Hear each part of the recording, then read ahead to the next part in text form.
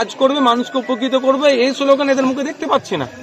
এরা যে মানুষের হয়ে কথা বলবে দেখতে পাচ্ছি না। কোথায় আজকে দেখুন না, বেডের জন্য মানুষ হন্য হয়ে ঘুরছে, বেড পাচ্ছে না হসপিটালে, সেই নিয়ে এদের কোনো কথা। আমাদের 5টা সিটের মধ্যে একটা সিট আছে বসিরহাট, অনেক সিটই দেবো আমি বলছি, আর 5টা সিটের মধ্যে একটা সিট বসিরহাট, কারণ বসিরহাটের মানুষটা করানো হয়েছে। বসিরহাটের মানুষের চা পাওয়ার কথা পার্লামেন্টে শুনতে পাইনি, ওখানে গিয়ে বসিরহাটের এমপিকে টিকটক ভিডিও বা সেলফি তুলতে দেখা গিয়েছে। পরিবহনের ক্ষেত্রে যে আইনটা নিয়ে এসেছে আমিও কিছুটা পড়লাম, আমি মনে করলাম ওটা ড্রাইভার ভাইদের সম্পূর্ণ বিপক্ষে গিয়েছে। আমাদের মধ্যে আমাকেও গাড়ি চালাতে হয়, আরো ড্রাইভার যারা আছেন তাদের সম্পূর্ণ বিপক্ষে গিয়েছে। আমি একটা কথা বলে রাখি, আমিও যখন ড্রাইভ করি বা 5টা ড্রাইভারকে জিজ্ঞাসা করবেন, ড্রাইভার ইচ্ছাকৃতভাবে একটা পিঁপড়েকেও মারতে। আপনারা অনেকে খবর করেছে যে একটা কুকুরের বাচ্চাকে বাঁচাতে গিয়ে গাড়ি সমেত পাল্টি খেয়েছে, প্রাণ গেছে, তাহলে সে ইচ্ছাকৃতভাবে মানুষ তো মারা তো দূরের কথা, যেভাবে 7 বছর 10 বছর জরিমানা করা হচ্ছে, ড্রাইভারদের উপর চাপিয়ে দেওয়া হচ্ছে, এটা মেনে নেওয়া যায় না। এর বিরুদ্ধে আমরা করছি। আমি আশা করব কেন্দ্র সরকার এই বিলটা নিয়ে ওই অ্যাসোসিয়েশন যারা আছে, ট্রাক ড্রাইভার যারা অ্যাসোসিয়েশনের সাথে বসে একটা ওয়ে আউট বার করবে, যাতে করে ড্রাইভাররাও আমাদের সমাজের একটা অংশ তাদের উপরে চাপিয়ে দেওয়া। লোকসভার ইলেকশনকে লক্ষ্য করে কিন্তু তৃণমূলের মধ্যে পাশা চালাচালি এবং ল্যাং মারামারি শুরু হয়ে গেছে নব্য তৃণমূল এবং নতুন তৃণমূলের মধ্যে। বিষয়টিকে কিভাবে দেখছেন? দেখুন, আদি আর নব্যর মধ্যে একটা লড়াই দেখতে পাচ্ছি আমরা, কতটা সত্যতা আছে এটাও প্রশ্ন থেকে যাচ্ছে। তারপরেও বলবো, এটা লড়াই চলছে, কে সিন্ডিকেট রাজকে কন্ট্রোল করবে। এরা বক্তব্য হচ্ছে, আমার তো মনে হয় পুরাতনগুলো এতদিন খেয়েছে, তোমরা সাইডে যাও, আমরা নতুন এসছি, আমাদেরকে একটু সুযোগ দাও। এটা মানুষের কাজ করবে, মানুষকে উপকৃত করবে, এই স্লোগান এদের মুখে দেখতে পাচ্ছি না। এরা যে মানুষের হয়ে কথা বলবে দেখতে পাচ্ছি না। কোথায় আজকে দেখুন না, বেডের জন্য মানুষ হন্য হয়ে ঘুরছে, বেড পাচ্ছে না হসপিটালে, সেই নিয়ে এদের কোনো কথা নাই। আজকে ব্লাড ডোনেশন ক্যাম্প হচ্ছে, বন্ধ করে দেবো কি করে, তারা সেই নিয়ে তৎপরতা দেখাচ্ছে যে ব্লাড ডোনেশন ক্যাম্পগুলো যাতে বেশি করে আরো হয়, মানুষকে আরো সহযোগিতা করা তো দূরের কথা, এরা সবসময় বিলম্বিত করার চেষ্টা করছে। এদের লক্ষ্য হচ্ছে কতটা থেকে কতটা তোলা তুলতে পারবে, এই লড়াই এদের চলছে, আর কিছুই নয়। বাংলার মানুষ এদেরকে বুঝে গিয়েছে। 2024 নির্বাচন আসছে, এদেরকে কি আদি কি নবীন, যেটাই কি প্রবীণ, যেটাই বলুন না কেন, প্রত্যেককে পরাজিত করবে। বসিরহাটের বুকে আপনারা কি প্রার্থী দিতে পারবেন? অবশ্যই আমাদের ইচ্ছা আছে। বসিরহাটকে আমাদের 5টা সিটের মধ্যে একটা সিট আছে বসিরহাট, অনেক সিটই দেবো আমি বলছি, আর 5টা সিটের মধ্যে একটা সিট বসিরহাট, কারণ বসিরহাটের মানুষের সাথে বিচারিতা হচ্ছে। বসিরহাটে তথাকথিত একটা সংখ্যালঘু পরিবারের মহিলাকে নিয়ে এসে দাঁড় করিয়ে ভোট চুরি করা হয়েছে। বসিরহাটের মানুষ ধর্মনিরপেক্ষ মানুষ, শুধু সংখ্যালঘু বা সংখ্যাগুরুর এখানে ব্যাপার ছিল না, কিন্তু যেভাবে এদের সাথে দ্বিচারিতা করানো হয়েছে, বসিরহাটের মানুষের চা পাওয়ার কথা পার্লামেন্টে শুনতে পাইনি, ওখানে গিয়ে বসিরহাটের এমপিকে টিকটক ভিডিও বা সেলফি তুলতে দেখা গিয়েছে। বসিরহাটের মানুষের কথা শুনেনি বা বলেওনি। তো আগামী দিনে বসিরহাটের মানুষ আর তৃণমূল কংগ্রেসের ফাঁদে পা দেবে না। তো বিজেপিকে তো পরাস্তই করবে, সাথে সাথে তৃণমূল কংগ্রেসকে পরাস্ত করবে। আগামী দিনে আইএসএফ এর প্রার্থীকে বসিরহাট থেকে জয়ী করে লোকসভার মধ্যে পাঠাবে মানুষের হয়ে কথা বলার জন্য। বসিরহাটের বুকে যেভাবে সন্ত্রাস সৃষ্টি হয়, আপনাদের মানে ভোটাররা কি ভোট দিতে যেতে পারবে ভোট কেন্দ্রে? দেখুন, ওটা ইসিআই এর দায়িত্ব হচ্ছে সুনিশ্চিত করা, মানুষের রায় মতামত প্রদানের সুব্যবস্থা করে দেওয়া হচ্ছে, এটা দায়িত্ব হচ্ছে ইসিআই। আশা করব ইলেকশন কমিশন অফ ইন্ডিয়ার হাতে থাকবে, তখন আর রাজ্য পুলিশ থাকবে না, সেন্ট্রাল ফোর্স থাকবে।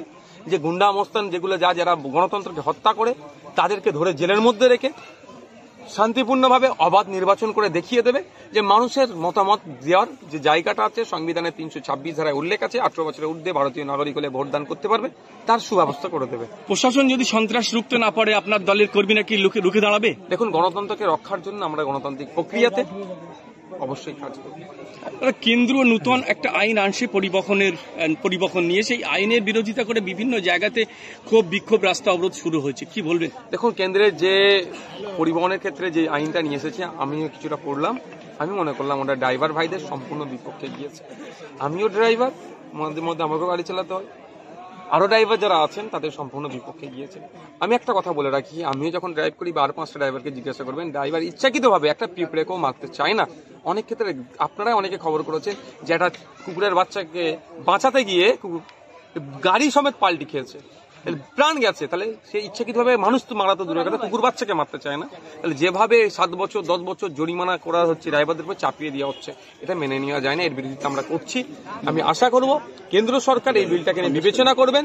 এই বিলটা নিয়ে ওই অ্যাসোসিয়েশন যারা আছে, ট্রাক ড্রাইভার যারা অ্যাসোসিয়েশনের সাথে বসে একটা ওয়ে আউট বার করবে, যাতে করে ড্রাইভাররাও আমাদের সমাজের একটা অংশ, তাদের উপরে চাপিয়ে দেওয়া অনুচিত বলে মনে করি। তৃণমূলের প্রতিষ্ঠা দিবসে সন্দেশখালীর তৃণমূল নেতা শেখ শাহজাহান বিরোধী দলনেতা শুভেন্দু অধিকারীকে বুনো মোষ বলেছেন, কাথির বুনো মোষ, এটা কিভাবে দেখছেন? এই ধরনের দেখুন, যদি বিরোধী দলনেতার ক্ষেত্রে বলছি, যার ক্ষেত্রে হোক, যদি এই ধরনের অবাঞ্ছিত মন্তব্য করে, এটা কোনোভাবেই কাম্য নয়। আমরা জনপ্রতিনিধি, আমরা বা যারা রাজনীতি করতে এসেছি কিসের জন্য? রাষ্ট্র সেবা, রাষ্ট্রবাসী সেবা করতে। রাষ্ট্রসেবা, রাষ্ট্রবাসী সেবা করতে গেলে কাউকে বুনো মোষও বলতে লাগে না, কাউকে গালাগালিও দিতে লাগে না, কাউকে অশ্লীল ভাষা প্রয়োগ করতে লাগে না। এরা রাষ্ট্রবাসী, রাষ্ট্র সেবার নামে নিজের পকেটের সেবা, নিজের পরিবারের সেবা করছে, নিজের অস্তিত্ব টিকিয়ে রাখার ফলে এই ধরনের অবাঞ্ছিত মন্তব্য করছে। এটা মোটেও কাম্য নয়। বিভিন্ন সময় বিভিন্নভাবে দেখেছি শব্দের যে চালাচালি হয়, অসংসদীয় শব্দের চালাচালির ফলে সমাজ বিপথে যাচ্ছে। আমাদের কাজ হবে মানুষকে বেটার সার্ভিস প্রোভাইড করা, সেটা না করতে পেরে আমরা সাবজেক্ট থেকে ঘুরে গিয়ে অবজেক্ট নিয়ে এই ধরনের হই হই করছে, এটা মোটেও কাম্য না। আইএসএফ যেভাবে লড়াইয়ে উঠে আসছে, তাতে কি তৃণমূল থেকে অর্থাৎ প্রশাসন দিয়ে বিভিন্ন জায়গাতে আপনাদের মিটিং মিছিলে আটকানো হচ্ছে, বিষয়টি কিভাবে দেখছেন? তাহলে আপনাদের কি ভয় পাচ্ছে? গণতন্ত্রের পরিপন্থী এরা, গণতন্ত্রকে মান্যতা দেয় না। আপনারা সকলেই জানেন, গণতন্ত্রে বিরোধী যতক্ষণ শক্তিশালী থাকবে, যতটা শক্তিশালী থাকবে গণতন্ত্র অতটাই সুরক্ষিত থাকবে। কিন্তু দুঃখের বিষয়, এই স্বৈরাচারী সরকার তৃণমূল কংগ্রেস পশ্চিমবাংলায় এক প্রকার রাজতন্ত্র কায়েম করার চেষ্টা করছে, পুলিশকে দিয়ে, প্রশাসনকে দিয়ে। আমাদের যেখানে কার্যকলাপ চলছে, আমাদের কর্মীদের নামে কোনো জায়গায় মিথ্যা কেস, কোনো জায়গায় মারধর করে বিভিন্নভাবে আমাদের কার্যক্রমকে আটকানোর চেষ্টা করছে। তবে তৃণমূল কংগ্রেস পৃথিবীর বিপ্লবের ইতিহাস হয়তো মনে হয় পড়েনি, ফলে এই হচ্ছে। পৃথিবীর বিপ্লবের ইতিহাস দেখলে দেখা যাবে, যত অন্যায় অত্যাচার করুক না কেন, বিপ্লবের যে লক্ষ্য সেটা সংগঠিত হয়েছে। আমাদের বিপ্লবটা এটাই, সমাজকে পরিবর্তন করতে হবে, ক্ষমতা দখল নয়। সুতরাং আমরা বিপ্লব সংগঠিত করতে পারবো, সমাজ পরিবর্তন হবে। এই অবাঞ্ছিত মন্তব্য যারা করছে নেতাদের বিরুদ্ধে বা যারা বিরুদ্ধে যে যা করছে, শব্দের চলাচলি আমরা বন্ধ করে সুষ্ঠু সমাজ ব্যবস্থা দেবো।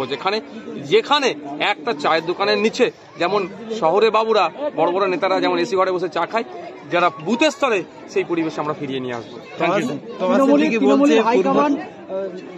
মানে ডায়মন্ড হারবার ছেড়ে অন্য কোনো লোকসভা ভোটে অন্য কোনো জায়গায় যেতে চান না, ডায়মন্ড হারবারে থাকতে চান, এই বিষয়ে কি বলবেন? দেখুন, তার ব্যাপার তাদের কোথায় দাঁড়াবে। তিনি দুবারের এমপি ওখানকারে, তবে ওখানে এবারে দাঁড়ালে উনি প্রাক্তন হবে, তিনবার আর হবে না ওনার। তোয়া সিদ্দিকী বলছে যে ফুরফুরের মানুষের জিতে এমন করছে যেন নবান্ন দখল করেছে, এই বিষয়ে আপনি কি বলবেন? দেখুন, উনি তো রাজনৈতিক লোক নয়, আমি এখন রাজনীতির লোক হয়ে গেছি। রাজনীতির লোক আমাকে কোনো এই ধরনের প্রশ্ন করলে উত্তর দেবো। উনি অরাজনৈতিক লোক, উনি অরাজনীতি থাকার আমার ভালো। তবে একটা কথা যখন বলেন, নবান্ন দখল করতে গেলে স্টেপ বাই স্টেপ এগোতে হয়। এটা একটা ওয়ান অফ দোজ স্টেপ, এটা যে এখন মাদ্রাসা নির্বাচনে যে জয়ী হয়েছে, আগামী দিনে লোকসভা নির্বাচন হবে, 2026-এ বিধানসভা নির্বাচনে নবান্ন দখল হবে গণতান্ত্রিক। শওকত মোল্লা বলছে যে ডায়মন্ড হাওড়া থেকে যদি নওশাদ সিদ্দিকী জিততে পারে তাহলে আমি রাজনীতি ছেড়ে দেবো। ওটার সাথে কাজের মিল আছে? এর আগে বলেছিল যে ওনার নেত্রী কি বলেছিল, ডবল চাকরি দিতে পেরেছে? বলেছিল ক্ষমতায় আসতে 6 মাসের মধ্যে শিল্প এনে দেবে। ওনার নেত্রী দিতে পেরেছে? এগুলো উত্তর দিতে বলো না। ওনার নেত্রী দিতে 10,000 মাদ্রাসা দেওয়ার কথা বলেছিল, ওয়াকাফ প্রপার্টি উদ্ধারের কথা বলেছিল, কত বিঘা প্রপার্টি হচ্ছে, সাচার কমিটির সুপারিশগুলো বাস্তবায়নের কথা বলেছিল ওনার নেত্রী। কি হয়েছে? সব কথাগুলো ওনার পেট গরমের কথা।